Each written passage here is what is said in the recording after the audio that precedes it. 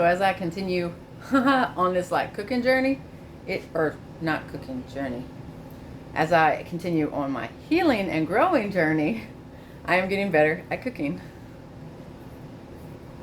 Because, because I wasn't taught how to cook, I mean, I helped with like recipes and like dumping in ingredients and then learning to follow a recipe. But I wasn't actually taught how to cook. So take that, go into my first serious relationship, I was doing wifey shit as a girlfriend when I should not have been. And by doing that, a trauma grew. Because if I did something wrong or something messed up or it did not cook the way that it was supposed to be cooked, I got yelled at, I got belittled, I was traumatized for not knowing how to cook at 18 years old. Being expected to have dinner on the table when he got home from work. Or breakfast being made on the weekends, whatever. And well, especially them cinnamon rolls. Man, if those cinnamon rolls were not done all the way, like if I messed them up, if I pulled them out early, or they were still a little doughy in the middle, So,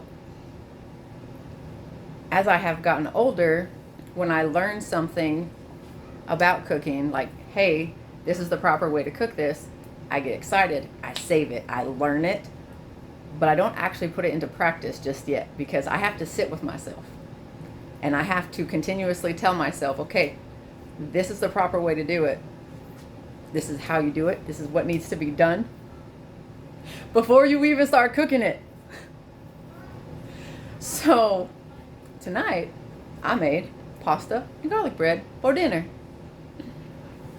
Now, I have been like working with myself on the fact that, girl, you need to rinse the pasta before you cook it. You need to rinse the pasta before you cook it, which means strain the pasta until the water runs clear. I know what to do. And tonight I finally did it. I had so much anxiety built up because it was a trauma. So like, nope. I'm just going to do the thing I'm told to do. I ain't doing nothing extra, no nothing. Because one, I wasn't taught, and then it became a trauma. So I was like, no. And I fought through the anxiety, and I did it. And it worked. Dinner was so good. Like, that's the best pasta I've ever made. Because I did it correctly. Like, I followed all the steps. Like I seasoned it like I was supposed to, drained it exactly like I was supposed to. Like, everything was the proper way to do it.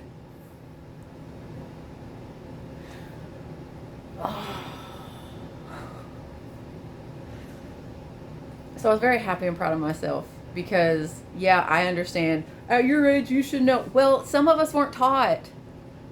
Like, the female that raised me will own up and admit, like, she didn't have a passion for cooking. She didn't like doing it. Like, she was forced to do all of the chores and the work in the house. Like, I don't exactly like blame her or fault her for not teaching me. Like, she didn't want to do anything that she was doing, but she was kind of forced to because that was her job. No. Like, that's not her fault. It's just the position and role that she was put into and allowed to continue. So being able to like sit here now and be like, I can't cook. I can do this. I know how to do it properly to make sure that it tastes the best that it can. Like, it turns out the way it's supposed to. I don't have to guess. I don't have to like cross my fingers and hope it turns out okay. Like, no, I know how to do it. And I knew how to do it. I was just allowing that trauma trigger the anxiety to win. I was allowing it to win. So tonight I got to sit and be proud of myself while allowing my nerves to calm because I was able to look at myself, look at the food, look at the kids that I was feeding and go, you did it. You did it. So now there's no reason for this to happen. Now it probably will happen a couple of more times just because practice, practice, practice. You have to get it out of that nervous system. Like, you can clean out your own nervous system. You just got to do some things that are a little uncomfortable. Like, when I say get comfortable being uncomfortable, that's what I mean. Don't be getting comfortable in the uncomfortable on the negative side. Like, do not take someone yelling at you. Do not take someone belittling you. Don't take anything like that. Absolutely not. No. But when you are healing yourself and you are cleaning out that nervous system, get comfortable being uncomfortable, because you won't have to be there long. You will not have to be there long. And you deserve peace. You deserve calm. You deserve for your nervous system to not be in fight or flight or to be easily triggered. You deserve that. You absolutely deserve that. So yeah. Small victories for you are big victories for me. Because I did it. I did it. And that's what I try to show you.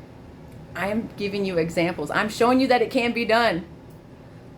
As someone who everyone looked at me and thought I was slow or stupid or the R word or crazy and irrational and delusional. Like, first off, I have a method for my madness. There's a reason I do what I do when I do it. Now I know that it's other things that I have learned to work with, using them as superpowers instead of hindrances and disabilities. Trying to work with it. I lost my train of thought.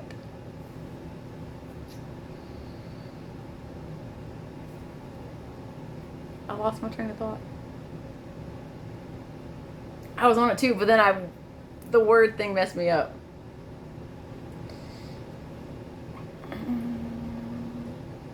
Yeah. Get calm. Get back to calm. If you're in an environment where your nervous system is always being triggered,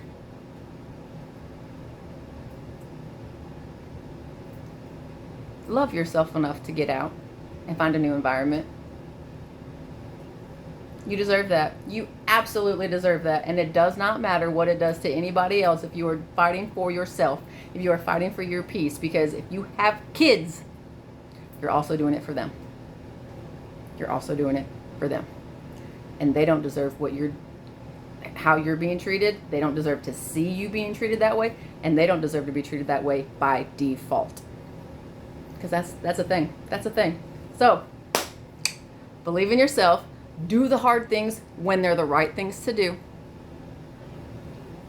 And get comfortable being uncomfortable, because you deserve it. I love you. Make sure you're loving yourself. You got this.